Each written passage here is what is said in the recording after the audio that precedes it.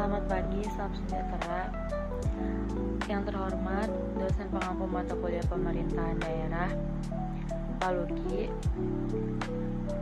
izinkan saya untuk memperkenalkan diri.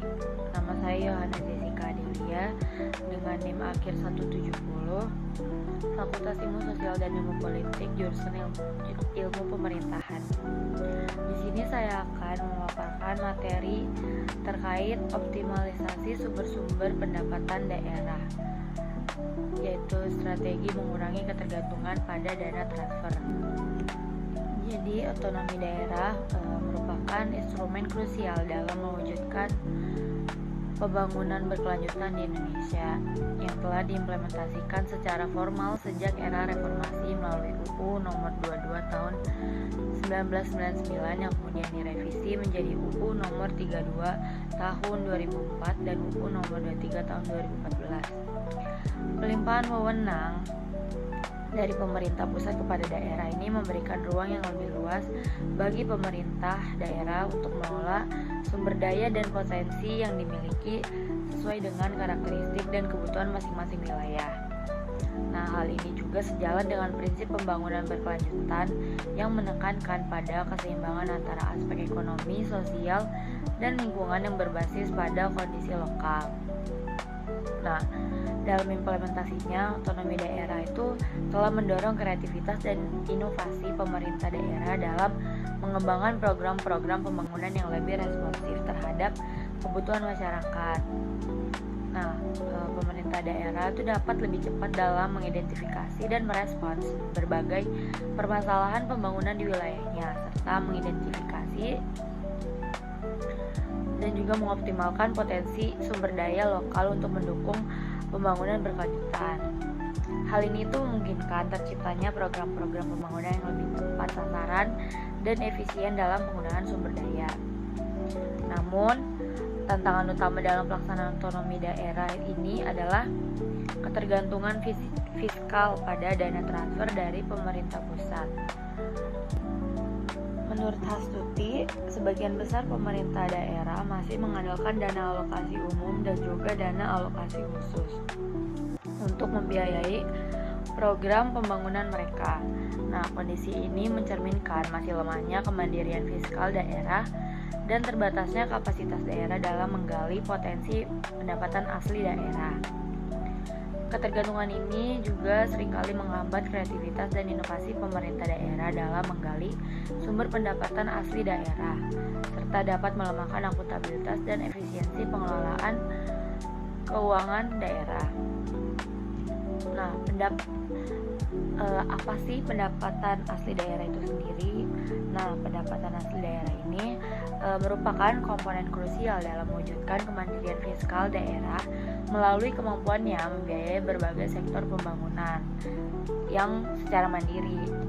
Nah, dalam konteks infrastruktur, PAD ini yang memadai memungkinkan daerah membangun dan memelihara fasilitas publik seperti jalan, jembatan, sistem drainase, dan transportasi umum tanpa bergantung pada transfer pemerintah pusat. Ketersediaan infrastruktur yang baik itu tidak hanya meningkatkan konektivitas antar wilayah, tetapi juga mendorong pertumbuhan ekonomi lokal melalui peningkatan mobilitas barang dan jasa. Namun, rendahnya PAD ini dapat menghambat kemandirian fiskal daerah karena keterbatasan kemampuan pembiayaan pembangunan itu sendiri. Jadi ketergantungan tinggi pada dana transfer pusat itu mengurangi fleksibilitas daerah dalam mengalokasikan anggaran sesuai prioritas pembangunan lokalnya.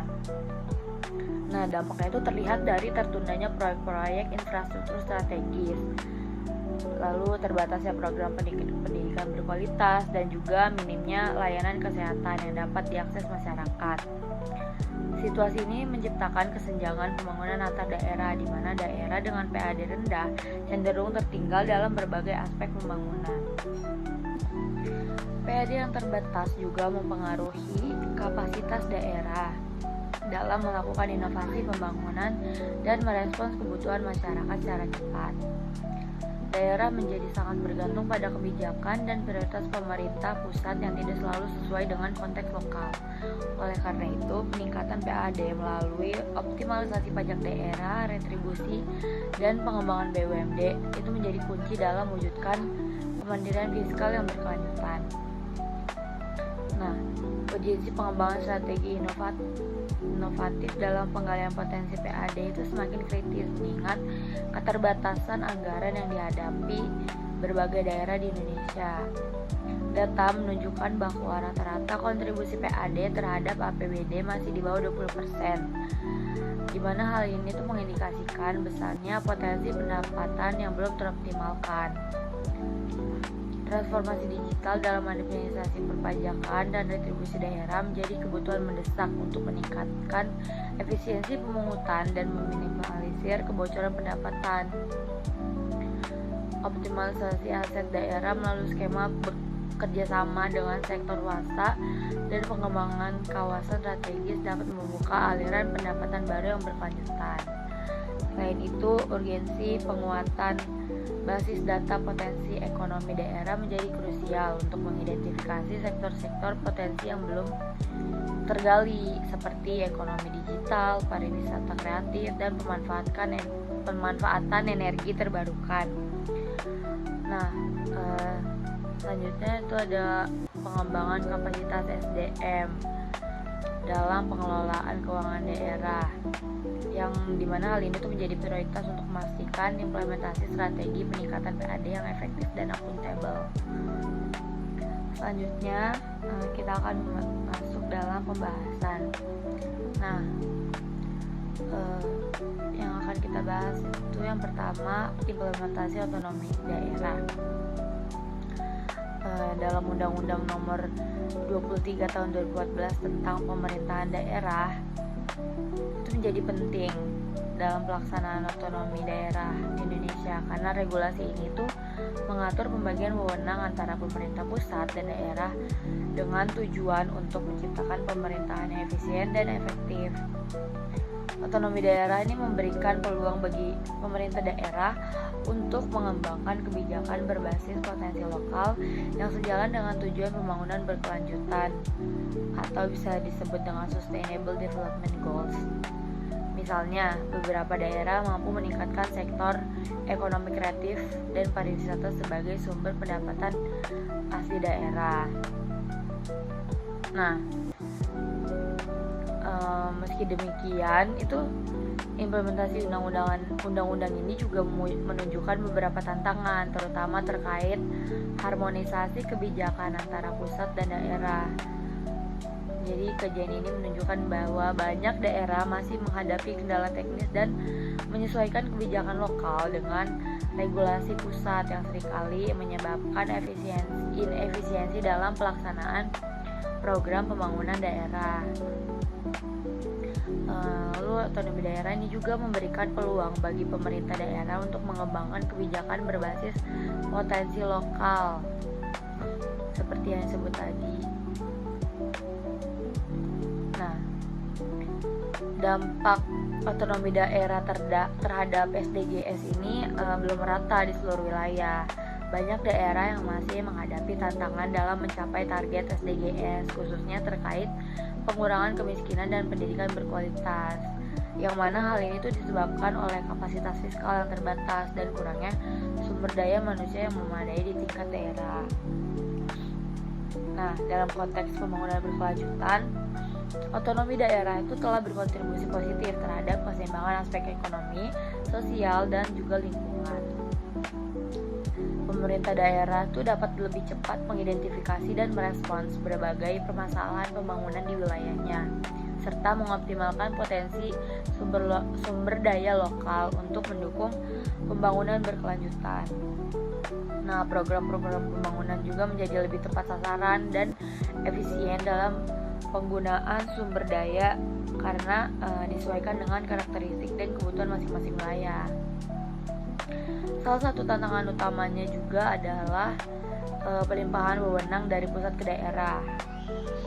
Meskipun desentralisasi memberikan fleksibilitas terhadap pemerintah daerah, tidak semua daerah itu memiliki kapasitas administratif dan teknis yang memadai untuk mengelola fungsi yang dilimpahkan. Misalnya, sektor pendidikan dan kesehatan yang menjadi kewenangan daerah itu seringkali menghadapi masalah dalam penyediaan layanan yang berkualitas. Selain itu, ketidaksesuaian alokasi anggaran dengan kebutuhan daerah juga menjadi hambatan signifikan.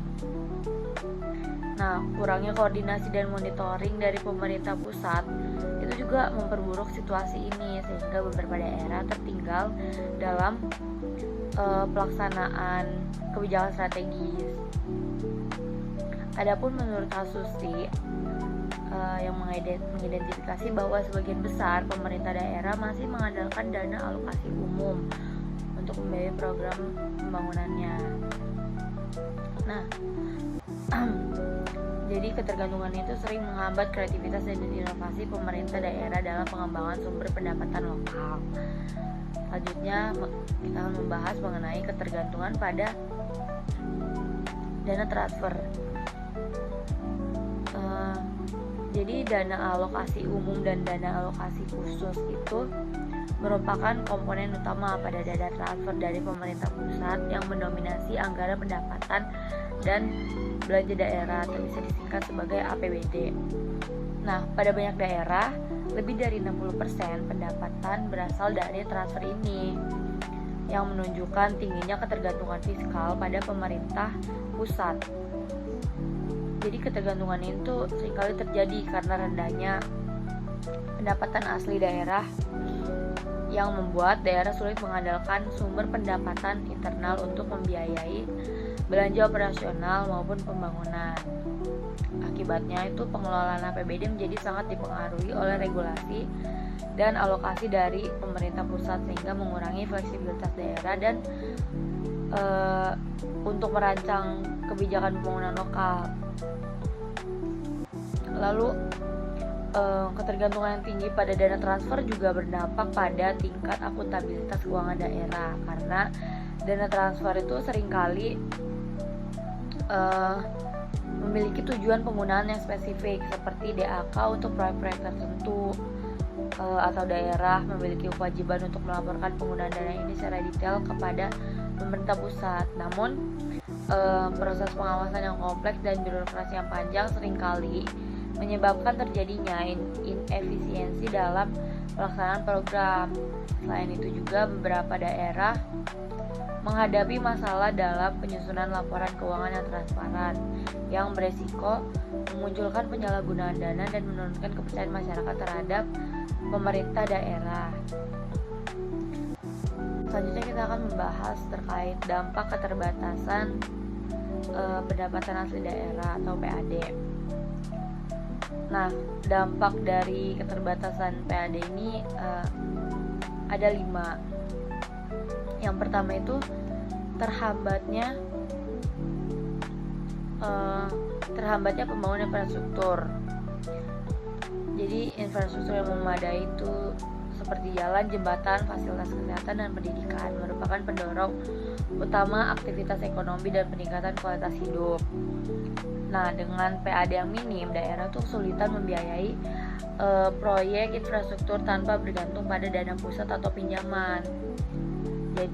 Jadi ketergantungan itu seringkali memperlambat penyelesaian proyek strategi, sehingga menghambat akses masyarakat terhadap layanan dasar dan memperburuk kualitas pelayanan publik. Nah, yang kedua itu ada memperbesar kesenjangan pembangunan antar daerah.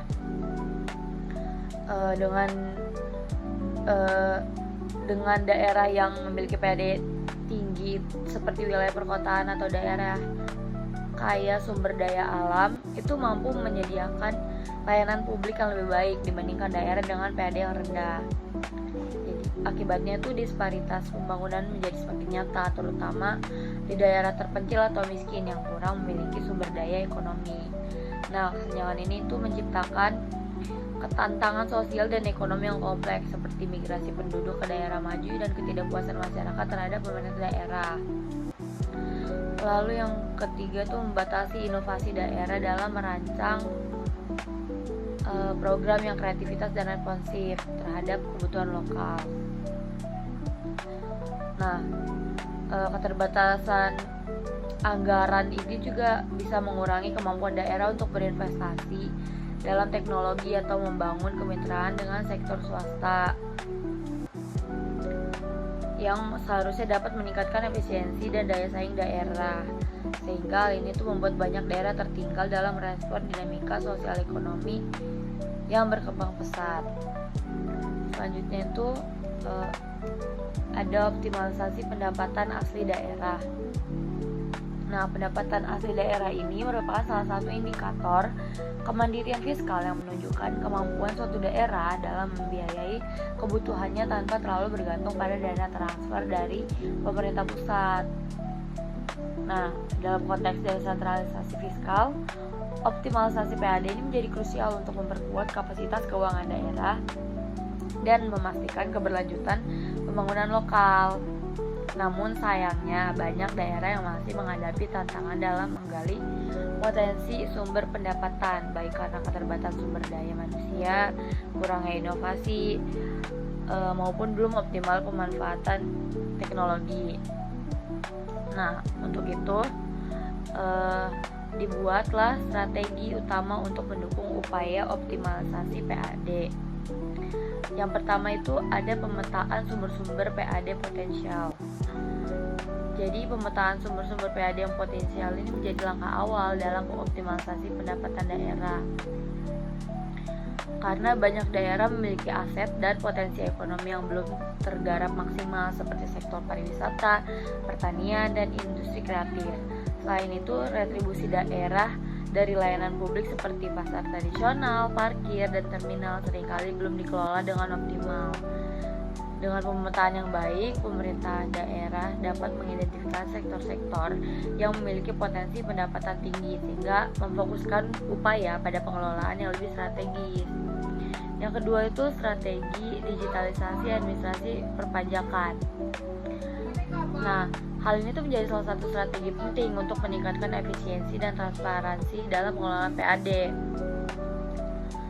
Seperti implementasi sistem pajak elektronik atau e-tax yang memungkinkan wajib pajak melakukan pembayaran secara daring sehingga mempermudah proses dan mengurangi potensi kebocoran anggaran. Selain itu, digitalisasi juga mempermudah pemerintah daerah dalam melakukan monitoring terhadap wajib pajak dan memastikan kebutuhan pajak secara menyeluruh. Yang ketiga itu pengembangan skema kerjasama dengan swasta. Kerjasama dengan pihak swasta seperti melalui skema public-private partnership itu dapat menjadi solusi juga untuk mengoptimalkan pengelolaan aset daerah yang selama ini kurang produktif. Misalnya, aset berupa lahan kosong atau bangunan yang tidak terpakai dapat dikembangkan menjadi fasilitas komersial seperti pusat perbelanjaan atau area wisata. Dengan skema ini, pemerintah daerah dapat memperoleh pendapatan tambahan melalui bagi hasil atau sewa. Nah, yang keempat itu penguatan basis data ekonomi daerah. Basis data yang kuat merupakan fondasi bagi perencanaan dan pengelolaan PAD yang efektif. Data yang mencakup informasi tentang sektor ekonomi, aset daerah, dan potensi pajak sangat penting untuk mendukung pengambilan keputusan berbasis bukti. Nah, dengan data yang akurat, pemerintah daerah itu dapat merancang kebijakan yang lebih tepat sasaran dan juga mengurangi potensi kebocoran, lalu meningkatkan efisiensi dalam pengumpulan pendapatan. Seperti itu. Selanjutnya ada pengembangan kapasitas sistem. Jadi pengembangan kapasitas sistem ini merupakan langkah yang strategis yang saling mendukung dengan optimalisasi pendapatan asli daerah yang tadi sudah dijelaskan. Nah, pengembangan kapasitas ini juga bisa dilihat dari 3 poin. Yang pertama itu SDM yang kompeten. Pemerintah daerah itu perlu mengadakan pelatihan dan sertifikasi yang relevan untuk meningkatkan pemahaman pegawai terhadap regulasi keuangan seperti penyusunan APBD, audit, dan akuntabilitas. Yang kedua itu sistem keuangan yang kuat. Penguatan ini tuh bisa mencakup penerapan teknologi untuk mempermudah proses pencatatan, pengawasan, dan pelaporan keuangan. Nah, yang ketiga itu program pembangunan yang inovatif. Jadi daerah itu tidak hanya mampu meningkatkan penerimaan, tetapi juga memastikan pemanfaatan dana secara efisien dan pembangunan berkelanjutan. Nah, jadi setelah pemaparan materi dari pendahuluan hingga pembahasan, dapat disimpulkan bahwa optimalisasi pendapatan asli daerah dan pengembangan kapasitas itu merupakan dua elemen krusial yang mendukung kemandirian fiskal dan pembangunan daerah yang berkelanjutan. Keterbatasan PAD itu menghambat kemampuan daerah untuk membangun infrastruktur, memperparah kesenjangan pembangunan antar wilayah, dan mengurangi inovasi dalam merespon kebutuhan lokal. Oleh karena itu, pemerintah daerah harus memaksimalkan potensi PAD melalui pemetaan sumber-sumber pendapatan dan juga digitalisasi administrasi perpajakan serta pengembangan skema kerjasama dengan sektor swasta. Demikian pemaparan materi terkait optimalisasi sumber-sumber pendapatan daerah, yaitu strategi mengurangi ketergantungan pada dana transfer. Sekian dan terima kasih.